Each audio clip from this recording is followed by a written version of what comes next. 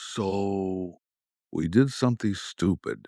We took the leaked copy of The Legend of Aang, the new animated Avatar movie. So one Paramount doesn't want you to see yet. And we fed it frame by frame into four different AI models: ChatGPT, Gemini, two others. Made them watch it, made them score it, made them argue with each other about it. And then, because we're insane, we built an arbitration system on top of that. Cross referenced every claim against every other claim, flagged contradictions, threw out hallucinations. But here's the thing: after all that, four models, hundreds of pages of analysis, a human review pass on top, they all agreed on one thing: this movie is gorgeous, and the writing is broken. Let me give credit where it's earned, because this movie looks astonished, incredible. The flight sequences, Aang riding air currents through clouds, the camera doing full three-dimensional follow shots. That's genuinely some of the best aerial animation I've seen in a long time. The spirit world art direction is wild. When Sonam's temple erupts out of the sky over Republic City at the climax, I mean, that image alone is worth more than anything the Shyamalan movie ever produced. It's worth more than most of what Netflix gave us. Jeremy Zuckerman came back to score this, and you can tell. No, you can hear that the man gives a damn. He's layering brass for the action, woodwinds when they're walking through the ruins of the air temples, these discordant bass tones when Taga's betrayal lands. The dialogue sits clean in the mix, even during the heavy VFX sequences. That's craft you don't notice until you watch something where they just didn't bother. Visually, technically, this movie is a flex. 4 years of production, Flying Burke pouring everything they've got into the backgrounds, the particle effects, the volumetric lighting. You can really feel the budget because the script, underneath all of it, the script is a crime scene. Here's what kills me about this movie. The thing that gets me is the setup is good, actually good. You've got the denied non-benders who are pissed off because in a world full of people who can throw fire and move mountains, they've got nothing. They're second-class citizens and they know it. That's a real conflict. Cora touched on it with Amon and the Equalists. This movie had a chance to go deeper.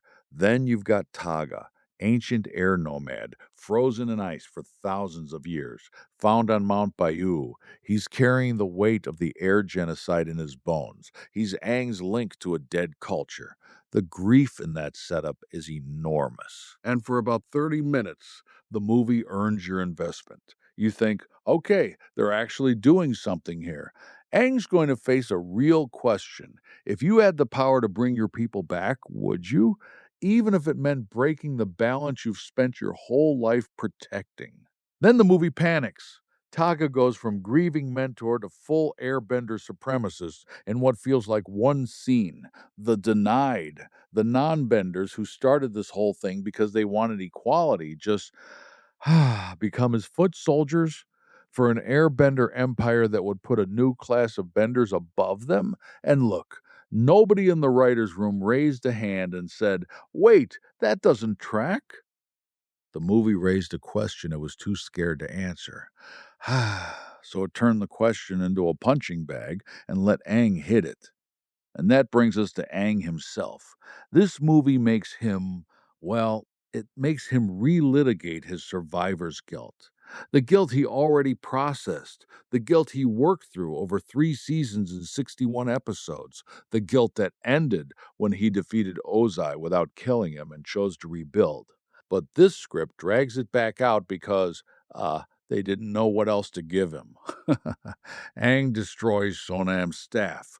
Taga dissolves. The movie says the real legacy of the air nomads is their values, not their power. Which is fine. That's a nice fortune cookie.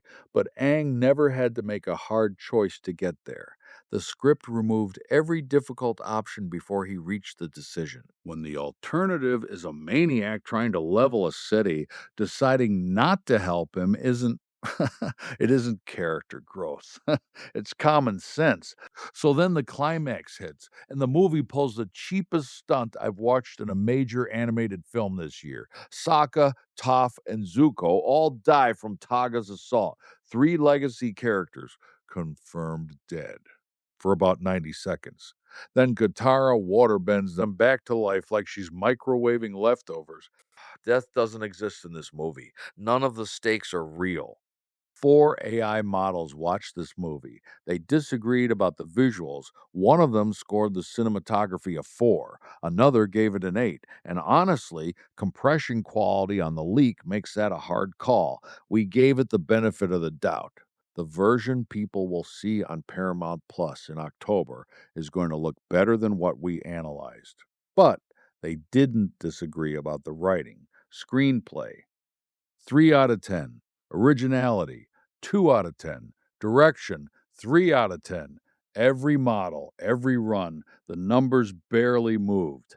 Here's what's going to happen when this thing drops. Fans are going to see Aang and Katara and Zuko and Toph together again. They're going to hear Zuckerman's score hit those familiar notes, and nostalgia is going to do what nostalgia does. Audience scores will probably land around a 7, maybe higher, and that's okay. Nostalgia's a real thing, it means something real. But the question this channel cares about, did the writing earn the emotions the movie is cashing in on? The answer is no. This movie is a gorgeous coat of paint on a building with no foundation. The original Avatar taught its audience that balance isn't just about power, that grief isn't fixed by force, that peace means something harder than winning. This movie forgot every one of those lessons, and it spent 4 years and God knows how many millions forgetting them in the most beautiful way possible. That's our verdict. ChatGPT, Gemini, and me, all in agreement for once. If you want to see the full analysis breakdown and the raw AI arbitration data, I'll put it in the description. Subscribe if you want more of this kind of deep cut analysis. We'll see you on the next one.